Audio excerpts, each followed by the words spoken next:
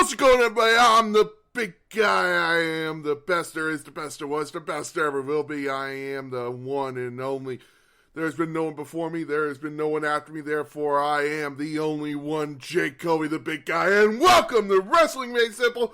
We are in WrestleMania season, baby. That's right. Who's ready to get to Dallas for WrestleMania 38?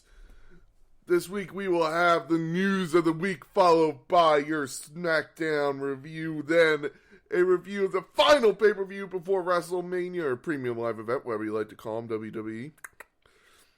The Elimination Chamber coming from Saudi Arabia. Jeddah, Saudi Arabia. Black. Then we have your Raw review, followed by a WrestleMania 27 review, a card of WrestleMania as I see it right now, your WWE Drink of the Week, a reading from the Book of Rules, and of course, your Battle Droid of the Week. Let's get into it, ladies and gentlemen, with your news this week. Shout out to Drake Maverick, 8-time 24/7 champion, has returned to WWE as a member of the creative team. He was brought back apparently 3 or 4 weeks ago, and he is officially a creative team member. I saw someone post on Twitter, I gotta give him a shout out when I find out their username, that someone said he's been brought back now more than Marty Jannetty to WWE, and that just made me laugh. But shout out to Drake Maverick, man, never without a job for long. Just goes to show how talented this guy really is. He is never without a job for long, and every time he's been released by WWE, he has been brought back. Only person I could see maybe this happening to is Samoa Joe. So hopefully, maybe they'll bring back Samoa Joe. We don't know. That'd be funny. And is Kenny Omega shooting on Cody Rhodes for joining WWE? I don't know if it's shooting on him. I don't know what it is, but apparently Kenny Omega has come out and said that Cody Rhodes was the only one who wanted to go to war with WWE. And the Young Bucks and Kenny Omega were fine with not doing it. They just wanted to enjoy and give people other ways to enjoy wrestling. And basically just give them another choice. But apparently Cody Rhodes wanted to go to war with WWE, and they won. It was a great war. WWE put up a good fight, but AEW has won a lot of the battles. So may not be a bad idea, but apparently Kenny Omega's basically saying, hey, if this company goes down the tubes because of the war with WWE, it's Cody Rhodes' fault, not my fault. So, I don't know what to think of that. I hope this doesn't rage into a war with the elite, but I just hope that everybody can just move on from past business ventures together and move on to bigger and better things. And finally, Kevin Owens is fueling the rumors that WrestleMania, it will be him versus Stone Cold Steve Austin in Dallas, Texas. He has gone on saying how Dallas sucks, how Texas sucks, and a fan asked him on Twitter, thoughts on Texas, especially Victoria, Texas. And you just had Kevin Owens says, sounds like a really lame place. Booker T wants this feud to happen. Everyone wants a Kevin Owens versus Stone Cold Steve Austin match. Please, dear God, do not let it be like a backstage segment that moves into the ring. Let it be an actual match. I would love to see one last time, the Rattlesnakes music hit, that glass break, and we get Stone Cold Steve Austin, baby. And that is your news for this week, ladies and gentlemen. Now let's get into your SmackDown review. SmackDown kicked off with a contract signing between Charlotte Flair and Sonya Deville versus Naomi and Ronda Rousey at Elimination Chamber. Sonya Deville let it be known that at Elimination Chamber, Ronda Rousey will have to contend with one arm tied behind her back. This was a cool little segment. It was actually fun to watch. There was a huge botch going on all over Twitter, but they were able to edit it.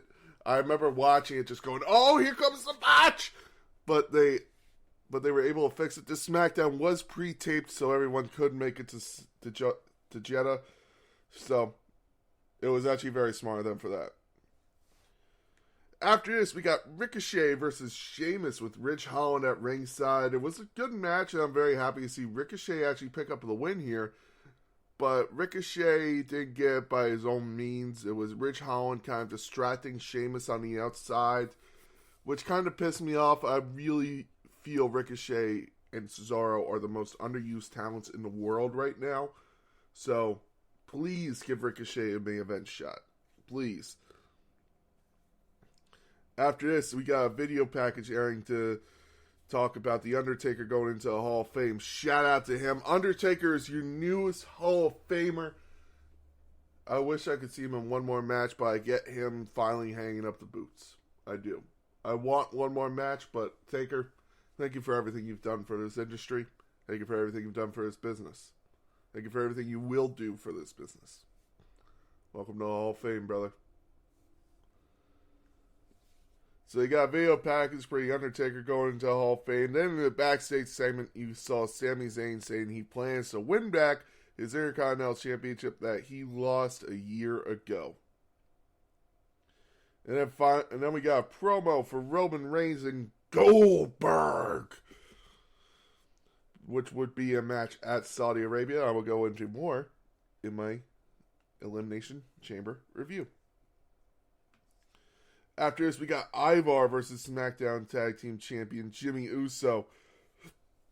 This match was won by Ivar, but it was a DQ. As the Usos attacked Ivar with the Viking Raiders helmet, Eric then took out Jimmy, and it led to just a little brawl. The Viking Raiders pick up the win here. After this, we got a promo for the Falls Count Anywhere match between Drew McIntyre and Madcap Moss, who is nowhere near being 100% after Happy Corbin assaulted him at day one. Apparently, this might not be the end of their feud. And in your Intercontinental Championship match, Sami Zayn is your new Intercontinental Champion. He pinned Shinsuke Nakamura. 1, 2, 3.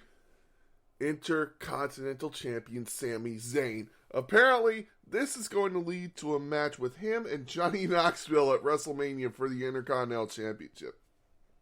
You heard that right, ladies and gentlemen.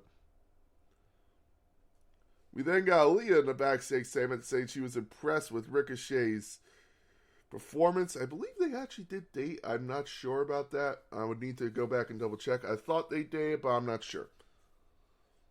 Sami Zayn then bragged to her about her Intercontinental Championship win, and she just quickly walked away. Then finally, in your main event, we have Roman Reigns and Goldberg in a little face-down promo.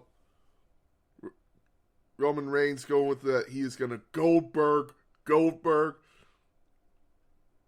And the WCW legend said, "You're not next. When it comes to the Universal Championship, I'm next."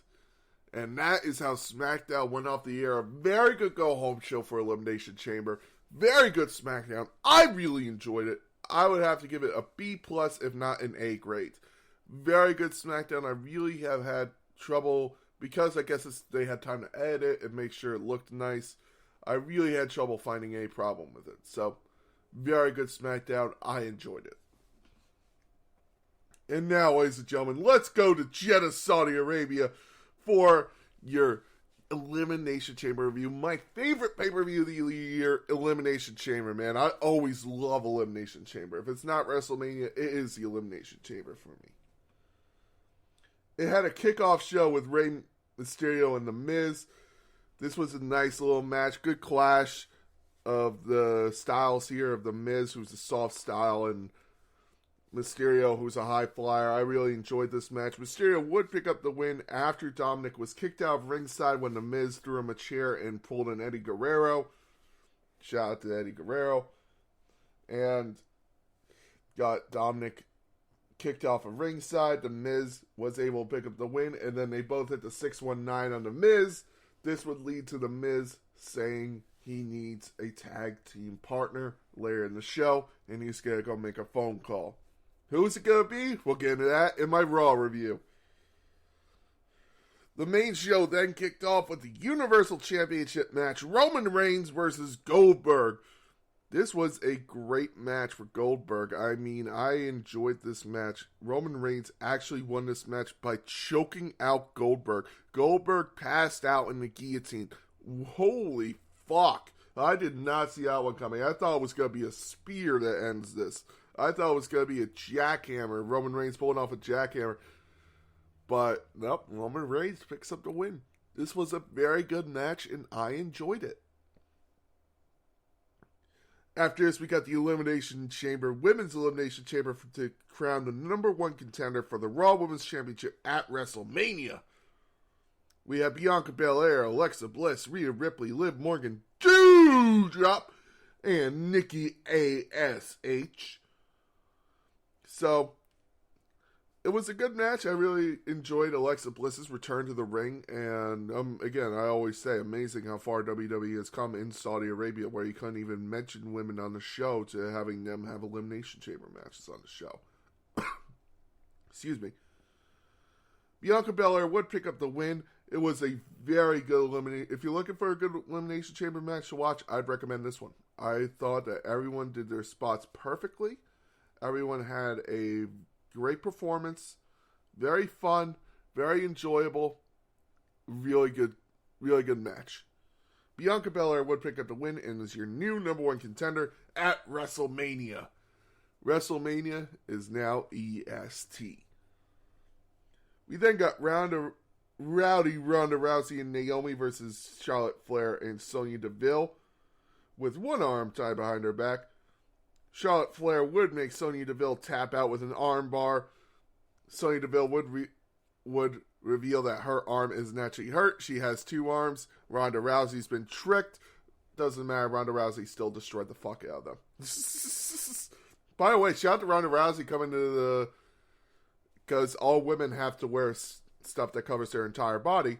So, shout out to Ronda Rousey saying, okay, I'm going to come out in my gi then. She came out in her karate gi, her martial arts gi, to basically have her to, instead of wearing one of those bodysuits. I thought that was very cool. So, Ronda Rousey and Naomi pick up the win. After this, we got the Falls Count Anywhere match. Drew McIntyre was able to pick up the win against Madcap Moss after a horrible botch on Drew McIntyre's part to Madcap Moss. He dropped him right on his neck. Apparently Madcap Moss is fine. He's saying he's good, and he actually blames himself for the injury. But shout out to Madcap Moss for getting up for that. He earned a lot of respect from me for that one. Shout out to him. So Drew McIntyre picks up the win in a Falls Count Anywhere match that ended in the ring. That pissed me off to no end. After this, we got the Raw Women's Championship match. Becky Lynch versus Lita. Becky Lynch was able to retain her title in probably one of the matches of the night. Becky Lynch picks up the win. Great match. Great performance by... I'm not a Lita fan by any means. So, bravo to Becky Lynch for picking up the win here. After this, the SmackDown Tag Team Championship match did not take place. The Viking Raiders were on their way to the ring. The Usos beat the shit out of the Viking Raiders on their way to the ring. No contest, no match. I guess this might be their feud going into WrestleMania. That's what I'm kind of thinking. And then finally, in your main event, we got the Elimination Chamber match for the WWE Championship. This was a hard-hitting affair from the start. Man, everyone was going at it. And you had Seth Rollins power